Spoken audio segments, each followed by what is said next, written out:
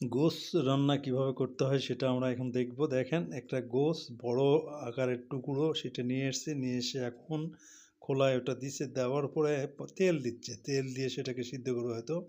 তেল বা ওটা অন্য কিছু পানি জাতীয় কিছু হতে পারে। তারপর আদা, রসুন এটা ওইটার সঙ্গে মিক্স করে দিয়ে এটা কিসের যেন ডাল দিলেন। ডাল দেওয়ার পরে ঢাকনি দিয়ে ঢেকে দিলেন। হয়তো ওটাকে সিদ্ধ করবে এই আর কি, আগুনে দিয়ে সিদ্ধ অলরেডি সিদ্ধ হয়ে গেছে। সিদ্ধ হওয়ার পরে এটা কি করে দেখি, সিদ্ধ হওয়ার পরে এটা উঠায় নিলেন, উঠায় নিয়ে পানি দিয়ে ভালো করে ধুয়ে নিলেন। ধোয়ার পরে চাকু দিয়ে এভাবে কাটতেছেন। আসলে তো সিদ্ধ করা মাংসটা সহজেই কাটা যায়, এটা সুন্দরভাবে কাটা যায়, এটাতে কোনো ঝামেলা হয় না, যেহেতু এটা সিদ্ধ হয়ে গেছে এটা। তো এই সিদ্ধটাকে এভাবে টুকরো টুকরো করে কাটার পরে আমার মনে হয় যে সেখানে রান্না করবে। কী ধরনের রান্নাটা হয়, কীভাবে করে সেটা দেখি। হ্যাঁ, তেল দিলেন। তেল দেওয়ার পরে এখন কি একটু লবণ, মরিচ এটা সেটা দিবেন আর কি মসল্লা। তারপরে দিলেন কি একটু লাড়াচাড়া করতেছেন। লাড়ার জিনিসটা দেখছেন হাতে কি দাওয়াটা দিয়ে লাড়ান, অন্য কিছু চামচ নেই। তারপর মাংস পিসগুলো দিয়ে দিলেন ওর ভিতরে। কয়েকটা পড়েও গেলেন বাইরের সাইডে, ওটা হয়তো কি উঠাবে না। তাদের তো অভাব নাই, তারা ইচ্ছা মতো হচ্ছে লাল হয়ে গেছে, ভাজা হয়ে গেছে অলরেডি। হওয়া যাওয়ার পরে একটু তেলগুলা নামায় নিচ্ছেন। নামায় নেওয়ার পরে আরেকটা পাত্রে ঢাললেন, সেখানে ঢালার পরে তেলগুলোকে আবার ভালো করে করে নিলেন। নেওয়ার পরে আবার নতুন করে তেল দিলেন। আর মরিচ দেখেন কতগুলো দিছেন। এই মরিচ ১০০ গ্রামের মতো হবে।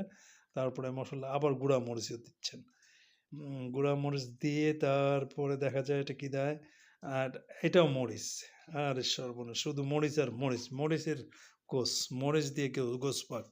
তো এখন ওই চামচটা দিয়ে লাড়তেছেন। চামচ তো না, ওটা বা এটা কি বলে দা। তারপরে মাংসের টুকরোগুলো ওর উপরে দিয়ে দিলেন। দিয়ে দেখে আরও কিছু দেয় নাকি। হ্যাঁ, এবার কি যেন দিল? ডিম। এর সঙ্গে ডিম দেওয়া হয়েছে। সুন্দর করে ডিম দিয়ে এখন মসলা যা যা লাগে সব দেওয়া হচ্ছে। দেওয়ার পরে সুন্দর একটা কালারও আসছে। এতে কি যেন দিচ্ছে একটা পাউডার, বেকিং পাউডার টাইপের এই ধরনের কিছু। দেওয়ার পরে শেষে এখন কি করবে? আম দেখি, হ্যাঁ, একটু পানি দিয়ে দিলেন। পানি দেওয়ার পরে আর কিছু না, ঢাকনি দিয়ে এটা রেখে দিলেন।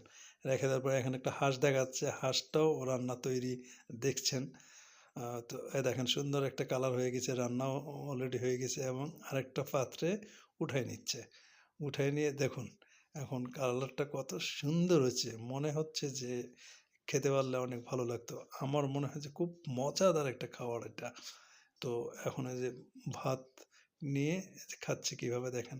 অনেক সফট হয়ে গেছে গোশটা, যেহেতু সিদ্ধ করে আবার রান্না করা হয়েছে এবং ও এতে মনে হচ্ছে যে অনেক সফট হয়ে গেছে।